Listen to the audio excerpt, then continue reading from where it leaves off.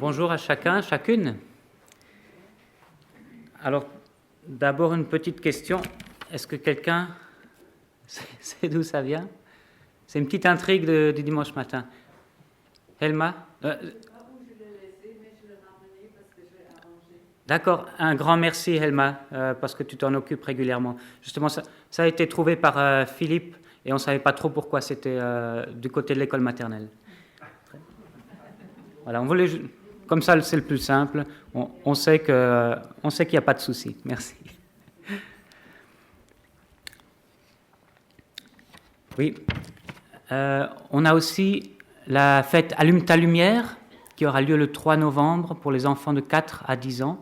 Et on a imprimé maintenant les flyers, donc vous pouvez les prendre et inviter largement autour de vous les enfants de 4 à 10 ans. On reviendra vers vous pour vous solliciter notamment pour de l'aide. Mais comme ça, vous pouvez déjà prendre les flyers et inviter autour de vous.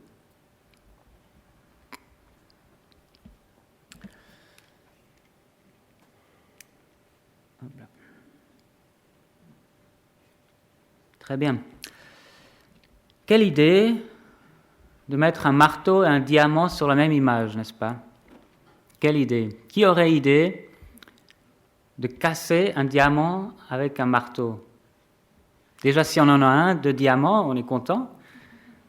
Il y a peut-être quelques dames qui en ont quelques-uns, des petits sur des colliers ou sur une bague. Mais le casser, mais non. Et pourtant, il y a des chercheurs qui cassent des diamants pour comprendre ce qu'il y a dedans, parce que vous savez, les diamants, ils ont été formés au fond de la Terre. Et au jour d'aujourd'hui, il est très difficile de comprendre ce qui se passe à l'intérieur de notre Terre. Il est beaucoup plus simple d'aller sur la Lune ou d'aller n'importe où dans l'espace que de forer loin dans la Terre. On arrive à peu près à 10 km de profondeur, ou une douzaine comme ça, mais c'est déjà un exploit. Alors, il y a des chercheurs qui prennent des diamants pour les casser, pour comprendre à travers ce qu'ils trouvent à l'intérieur, comprendre ce qu'il y a aux profondeurs de notre Terre. Le texte que nous allons lire aujourd'hui est un diamant aussi, un joyau. Mais pour le comprendre, je crois que nous allons devoir creuser, ou peut-être prendre le marteau pour casser, pour ouvrir ce texte, pour que nous puissions le comprendre.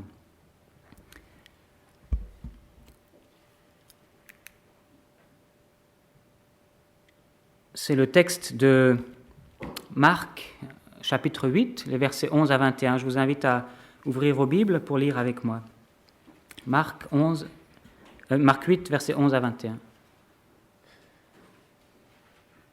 Est-ce qu'il y a un mode plein écran Contrôle L, non?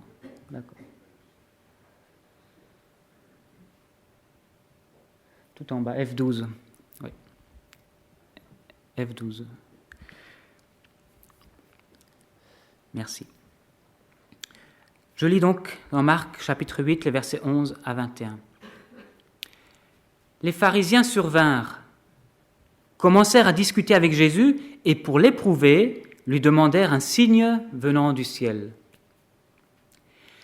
Jésus soupira profondément en son esprit et dit : « Pourquoi cette génération demande-t-elle un signe ? En vérité, je vous le dis, il ne sera pas donné de signe à cette génération. »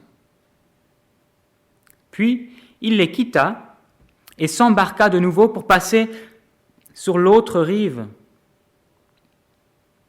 Les disciples avaient oublié de prendre du pain. Il n'en avait qu'un seul avec eux dans la barque. Jésus leur fit cette recommandation : « Gardez-vous attentivement du levain des pharisiens et du levain d'Hérode. » Les disciples raisonnaient entre eux parce qu'ils n'avaient pas de pain. Et Jésus se rendit compte s'en rendit compte et leur dit « Pourquoi raisonnez-vous parce que vous n'avez pas de pain ? Vous ne saisissez et ne comprenez pas encore ? Avez-vous le cœur endurci ? Vous avez des yeux et vous ne voyez pas ? Vous avez des oreilles et vous n'entendez pas ? Ne vous rappelez-vous pas, lorsque j'ai rompu les 5 pains pour les 5000 hommes, combien de paniers pleins de morceaux vous avez emportés ? 12, lui répondirent-ils. Et quand j'ai rompu les 7 pains pour les 4000 hommes, combien de paniers pleins de morceaux avez-vous emportés ? 7, dirent-ils. Et il leur dit, ne comprenez-vous pas encore ? Et là, vous vous dites, ben non, moi non plus, je ne comprends pas encore. Jésus, là, si c'est précieux ce que tu veux nous dire, il faut le faire autrement, on n'a pas compris. Qu'est-ce que Jésus voudrait que nous comprenions ? On n'a pas vraiment l'impression de savoir où Jésus veut en venir. Il sort les trucs du chapeau, là, qui n'ont rien à voir, et on ne comprend pas. Alors, ce que Jésus veut que nous comprenions ce matin, c'est d'abord que nous devons avoir un cœur ouvert pour le comprendre. Nous devons avoir un cœur ouvert pour le comprendre. Ensuite, il veut nous rappeler que pour le pain physique, il pourvoit. C'est lui qui pourvoit. Nous devons nous en souvenir. Et il veut nous amener un peu plus loin pour dire que, en fait, ce qu'il veut dire, c'est spirituellement que nous devons comprendre avec la foi. Et son message, ce sera de se garder d'imiter les pharisiens et Hérode.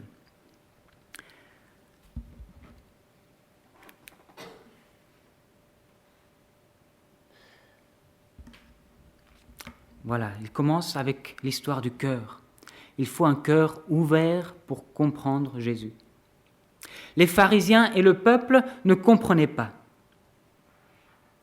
Pourquoi ? Parce qu'on lit, les pharisiens survinrent, commencèrent à discuter avec Jésus, et pour l'éprouver, ils ne cherchent pas à le comprendre, ils veulent l'éprouver. Pour l'éprouver, lui demandèrent un signe venant du ciel. Jésus soupira profondément en son esprit et dit, « Pourquoi cette génération ?» Donc le peuple aussi qui entoure les pharisiens. « Pourquoi cette génération demande-t-elle un signe ? En vérité, je vous le dis, il ne sera pas donné de signe à cette génération. » Puis il les quitta et s'embarqua de nouveau pour passer sur l'autre rive. Un peu plus loin, dans Marc 8, verset 38, Jésus qualifie cette génération d'adultère, de pécheresse. L'idée, c'est que par vagues successives, par générations qui se suivent, le peuple d'Israël s'éloigne de Dieu, ensuite se rapproche à nouveau de Dieu. Et Jésus dit que cette génération-là, dans laquelle il est né, il a vécu, cette génération n'est pas du tout à la recherche de Dieu. En tous les cas, Jésus ne veut pas donner un signe aux pharisiens parce qu'eux ne veulent de toute évidence pas reconnaître que Jésus vient de Dieu. Leur cœur à eux est dur. Jésus quitte donc ces personnes pour aller sur l'autre rive. Il ne va pas entrer en discussion avec ceux qui ont le cœur dur, qui ne veulent pas entendre ce que Jésus a à dire. Il va aller s'occuper ailleurs de ses disciples. Ce changement de lieu, aller sur l'autre rive, marque clairement cette opposition entre les pharisiens et une partie du peuple qui avait le cœur dur et les disciples que Jésus va enseigner parce que probablement ils ont le cœur un peu plus ouvert. Mais est-ce que les disciples ont vraiment le cœur ouvert ? Je ne suis pas sûr. Regardez ce que Jésus dit à ses disciples au verset 18. « Avez-vous le cœur endurci ? Vous avez des yeux et vous ne voyez pas ? Vous avez des oreilles et vous n'entendez pas ? Ne vous rappelez-vous pas ? Dans le texte parallèle qui raconte ce passage-là, dans Matthieu, on n'a pas la notion de cœur endurci, d'aveuglement, de surdité. Ça veut dire que c'est spécifique à Marc et donc c'est quelque chose d'important pour comprendre le texte. Mais déjà, on peut se dire que c'est étonnant que Jésus utilise ce vocabulaire pour ses disciples. Que les pharisiens aient le cœur endurci, on s'en doute. Mais comment est-ce que Jésus peut appliquer ces paroles-là aux disciples en disant « Mais vous ne voyez pas, vous n'entendez pas, votre cœur est dur ?» Pour comprendre un peu mieux, il faut regarder ce qu'il y a autour de ce passage pour comprendre ce reproche de Jésus. Dans Marc 7, donc juste un peu avant, les versets 31 à 37, il y a une guérison de quelqu'un qui est sourd. Jésus va lui mettre les doigts dans les oreilles et les déboucher. Et ce sourd va entendre. D'accord ? Donc, quand le lecteur arrive ici où Jésus dit « N'entendez-vous pas ?», on doit se dire « Ah tiens, mais Jésus, il sait déboucher les oreilles. » Ensuite, Marc 8, versets 1 à 10, il y a cette multiplication des pains avec les 7 paniers. Donc on est dans le contexte. Et puis après, dans Marc 8, 22 à 26, le passage juste après, il y a la guérison d'un aveugle, mais c'est en 2 étapes. Jésus lui met de la salive sur les yeux et lui demande « Tu vois ?»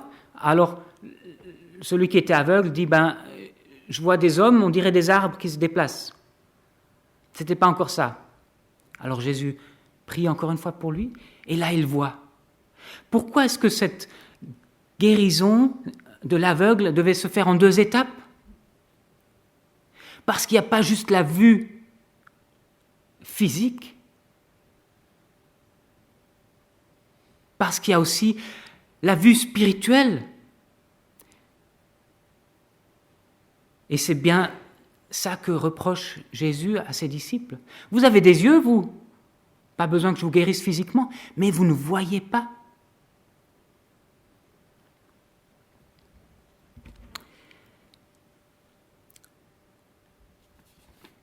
Ensuite, Jésus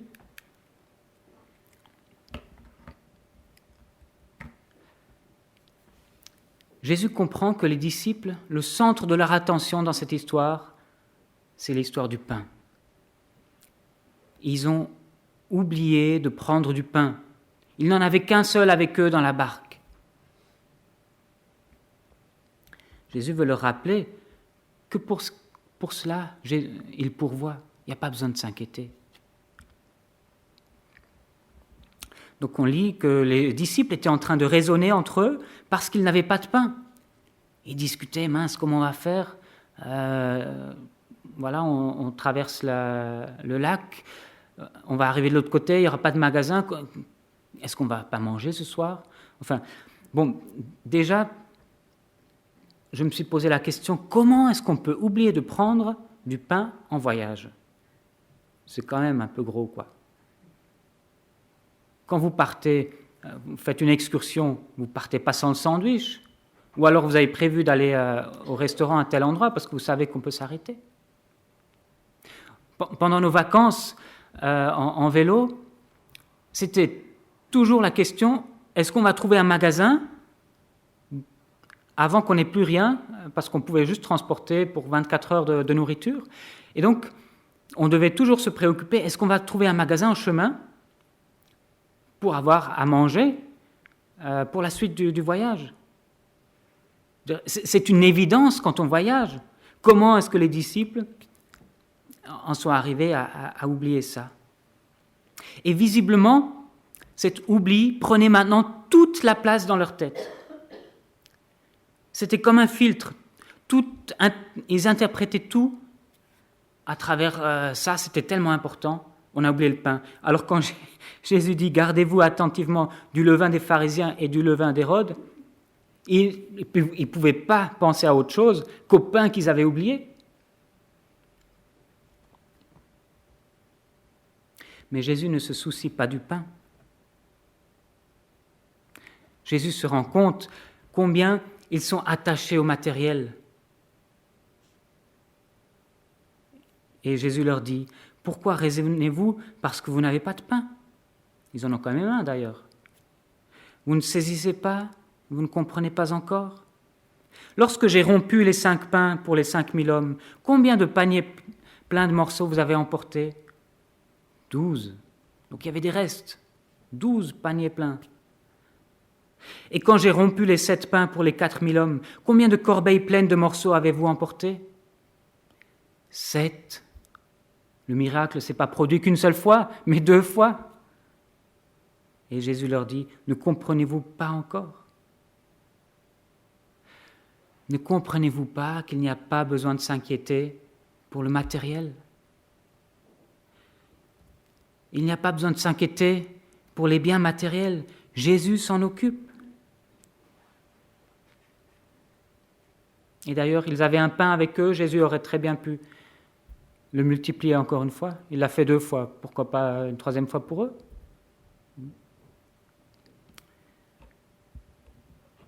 Jésus voudrait que nous allions plus loin que le matérialisme, que nous allions plus loin que de s'occuper de sa vie et de comprendre sa vie que d'un point de vue matériel. Jésus voudrait que nous comprenions les choses spirituellement, par la foi. Dans le texte de Matthieu, Jésus rajoute au reproche le terme « gens de peu de foi ». Il leur dit « vous êtes des gens de peu de foi ». Parce que c'est bien avec la foi qu'il faut comprendre ce que Jésus veut dire. Parce que Jésus veut aborder des questions spirituelles plus profondes que juste des questions matérielles. Il ne veut pas simplement que nous restions, à un niveau basique.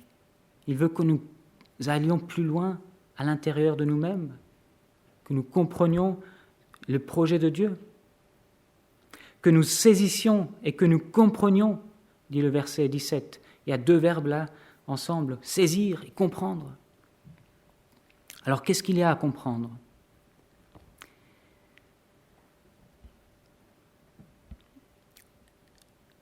Jésus entame ce dialogue. J'ai rompu 5 pains pour 5000 hommes. Combien de paniers ? 12. J'ai rompu 7 pains pour 4000 hommes. Combien de corbeilles ? 7. Dans l'évangile de Matthieu, on ne trouve pas ce petit dialogue qui rappelle le nombre de pains et de paniers. Mais ces chiffres, 12 paniers et 7 paniers, sont symboliques. Dans la Bible, ces chiffres ont une grande importance. Le chiffre 12 est le chiffre du peuple entier, de l'ensemble des disciples, de quelque chose de plein. Et le chiffre 7, le chiffre qui désigne Dieu, la perfection. Ces chiffres 12 et 7 sont symboliques et signifient bien certainement qu'il y a du pain qui vient de Dieu pour toutes les tribus d'Israël. Du pain qui vient de Dieu, 7, pour toutes les tribus d'Israël, 12. Ce qu'il y a à comprendre, c'est que c'est Jésus lui-même qui est le pain venu du ciel pour le peuple. Il est le signe que les pharisiens auraient voulu voir venir du ciel. Mais les pharisiens attendaient quelque chose de plus terrestre, de plus terre-à-terre, un roi qui vient chasser l'envahisseur romain. Ils n'ont pas le cœur ouvert. Ils ne comprennent pas spirituellement, avec la foi, ce que Dieu est en train de faire. Mais pour les disciples, Jésus est en train de rassembler les morceaux pour qu'ils comprennent, les morceaux de ce puzzle ou de cette énigme. Et puis, il veut leur enseigner une leçon spirituelle. Il veut leur enseigner qu'il faut se garder d'imiter les pharisiens et Hérode. Voilà l'enseignement spirituel que Jésus voulait leur donner dans la barque, là, et qui sera utile à leur foi. Jésus leur fit cette recommandation, gardez-vous attentivement du levain des pharisiens et du levain d'Hérode. Là encore, dans l'évangile de Matthieu, Jésus dit les pharisiens et les sadducéens. Ici, on rapporte qu'il parle des pharisiens et de Hérode. Là encore, ça montre que Jésus veut dire quelque chose de particulier. Hérode, je ne sais pas si vous vous souvenez, l'évangile de Marc le raconte aussi, c'est quelqu'un donc, qui dirigeait, un roi, et il respectait Jean-Baptiste. C'est quelqu'un qui craignait Dieu. Il trouvait que Jean-Baptiste était un homme saint et juste, et il le protégeait même. Et cela malgré le fait que Jean-Baptiste est venu dénoncer un péché de Hérode. Mais un jour, par une manipulation de sa femme, à contre-cœur, il l'a fait décapiter.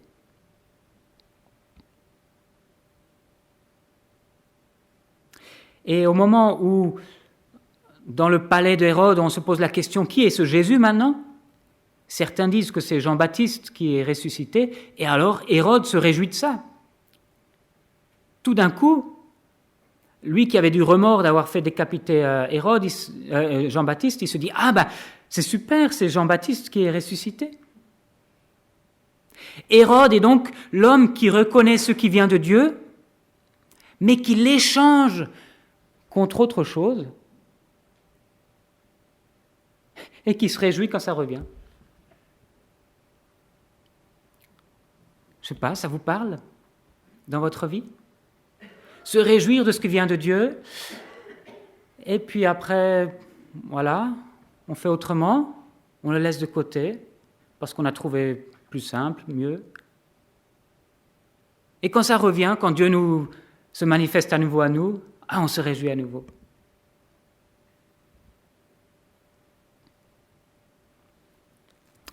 Donc Jésus dit, ne marchez pas selon les pas de Hérode.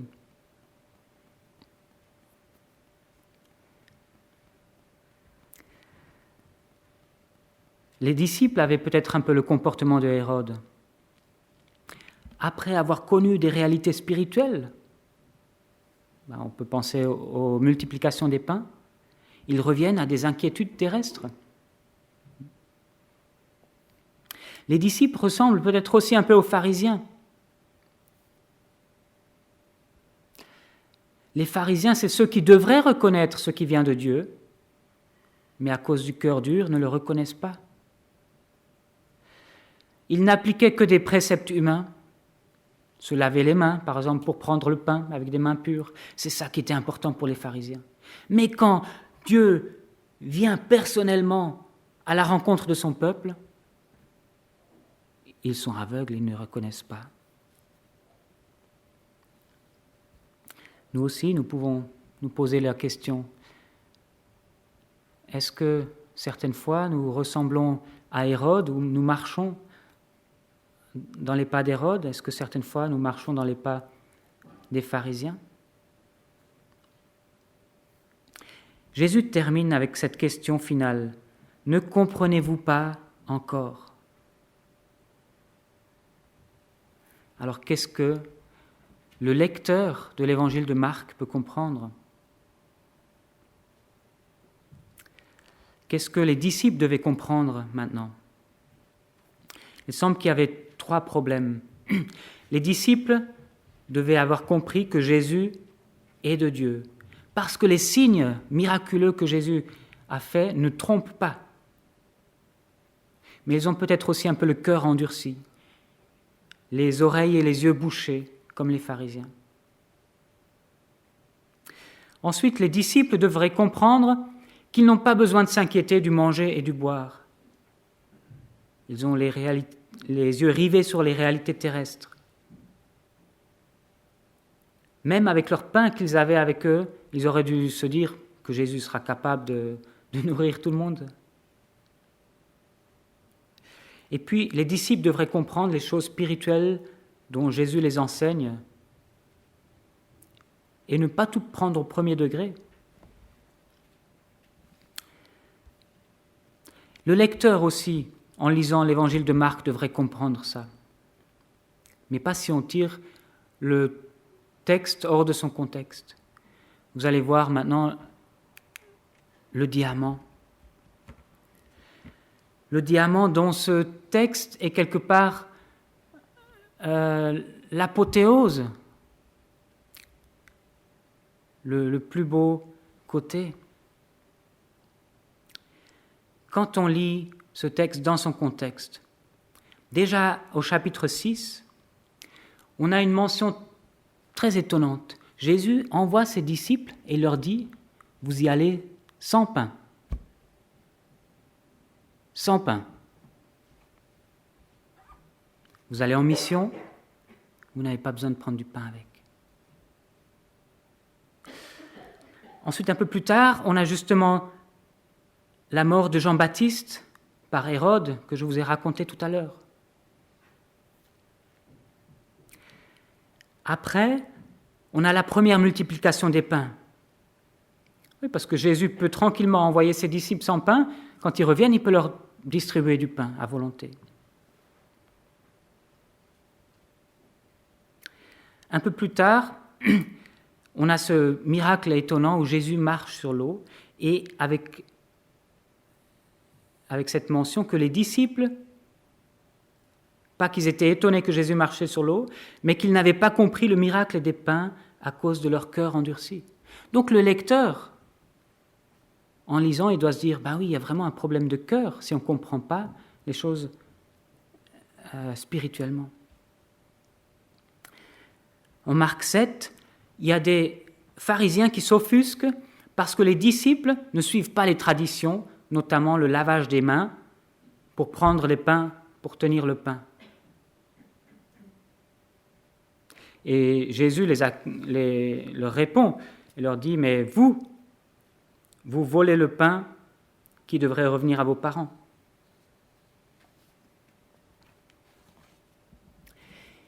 Et puis un peu plus tard, il y a une femme cananéenne qui vient chez Jésus, qui voudrait aussi bénéficier de l'action de Dieu qui vient auprès de son peuple. Et Jésus dit, mais non, c'est que pour le peuple, c'est pas pour les étrangers. Et cette femme cananéenne dit, mais si seulement je pouvais avoir juste les miettes qui tombent sous la table, comme les chiens. Cette femme cananéenne avait compris qu'auprès de Jésus, on trouve le pain qui donne la vie, et si on n'en a que des miettes, c'est une grâce. Celle qui a compris, c'est une étrangère. Et puis après, il y a cette guérison du sourd, pour bien comprendre que Jésus peut déboucher nos oreilles. La multiplication des pains suivantes, et puis la guérison de l'aveugle en deux étapes, pour nous dire encore une fois, mais il ne s'agit pas juste de voir avec les yeux, il faut voir avec le cœur. Heureusement, après tout ça, Pierre a vu avec le cœur, avec la foi. Et quand Jésus dit « Qui dites-vous que je suis ?» Pierre lui répond « Tu es le Christ. » Enfin, c'est descendu au cœur. Enfin, il y a eu un sursaut de compréhension spirituelle. Enfin, le matériel n'était plus la préoccupation de ce disciple-là. Enfin, il avait les yeux débouchés, les oreilles débouchées.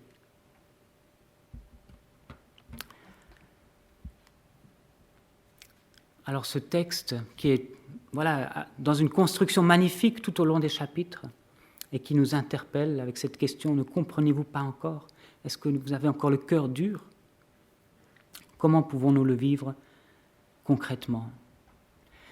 nous devons nous poser la question, quel est l'état de mon cœur? Il y a un Dieu tout-puissant qui a créé tout l'univers et qui veut entrer en communication avec toi, qui veut venir te rejoindre dans ta réalité, qui veut se révéler à toi et qui veut te combler de toutes les bénédictions spirituelles qu'il nous a promis dans sa parole. Est-ce que ton cœur est tellement fermé que tu ne peux pas accueillir cela? Ou est-ce que ton cœur est comme celui de la femme cananéenne qui voulait au moins des miettes de ce que Dieu avait à donner? Quel est l'état de notre cœur? Et je crois que si nous regardons, si nous faisons une vraie introspection, nous le savons, quel est l'état de notre cœur. Quand nous ne sommes pas prêts à avancer avec Dieu, nous savons que notre cœur est fermé. Quand nous ne sommes pas prêts à entrer dans les œuvres que Dieu a préparées pour nous personnellement, nous savons que notre cœur est fermé. Quand nous restons dans l'amertume, quand nous restons dans les choses qui nous bouffent, nous savons que nous avons le cœur qui est fermé. Donc, première chose, ouvrons nos cœurs à Christ. Disons-lui simplement, j'arrive pas à croire, j'arrive pas à t'ouvrir mon cœur, fais-le. Ensuite, souvenons-nous que Dieu a tout ce qui est matériel entre ses mains. Passons plus de temps à nous occuper de choses spirituelles que de choses matérielles. Bien sûr, notre métier est souvent très matériel, mais il y a une façon de le faire. Est-ce que nous sommes préoccupés par le nombre de vis, par la taille du chantier, par les élèves à enseigner, tout ça? Est-ce que nous sommes préoccupés par ça? Ou est-ce que nous sommes préoccupés par des choses spirituelles? Dieu nous a placés là pour avoir un impact spirituel. Préoccupons-nous des choses spirituelles. Cette semaine, une partie du conseil d'église s'est retrouvée, puis on a réfléchi comment on peut encore mieux accompagner les uns les autres pour devenir des disciples. Et on s'est dit, à la fin de nos cultes, nous n'avons pas assez de discussions spirituelles. Nous savons parler du beau temps et de la pluie et de plein de choses matérielles. Mais nous nous retrouvons, c'est pour avoir un temps spirituel avec Dieu et entre nous. Si nous loupons cette occasion d'aller en profondeur les uns avec les autres sur des questions spirituelles, c'est trop dommage. On aimerait donc vous encourager à ne pas rester trop terre à terre dans les échanges après le culte, avant le culte, mais à prendre peut-être une question de la prédication et aller vers l'autre et dire, voilà, qu'est-ce que tu en as pensé? Comment tu le vis?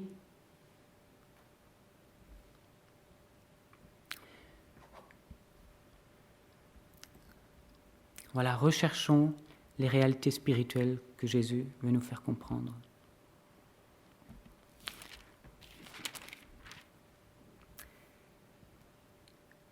La question que vous pouvez vous poser à la fin de cette prédication, les uns les autres, ça peut être une question comme « Où est ton cœur ?»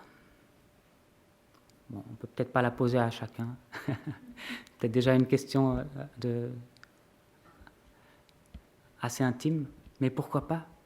Où est ton cœur devant Dieu? Ou alors on peut venir sur une question à propos du texte. Est-ce que toi aussi, quand tu lis la Bible, tu vois des trésors comme ça? Est-ce que tu vois aussi des diamants comme ça dans la Bible? Quel est ton dernier diamant que tu as vu dans la Bible? Voilà.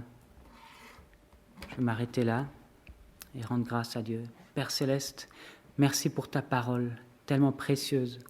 Et nous avons essayé de la creuser ce matin pour la comprendre. Merci parce que tu viens nous rejoindre, tu viens nous parler, Tu veux vivre avec nous nos vies et nous voulons nous ouvrir à toi.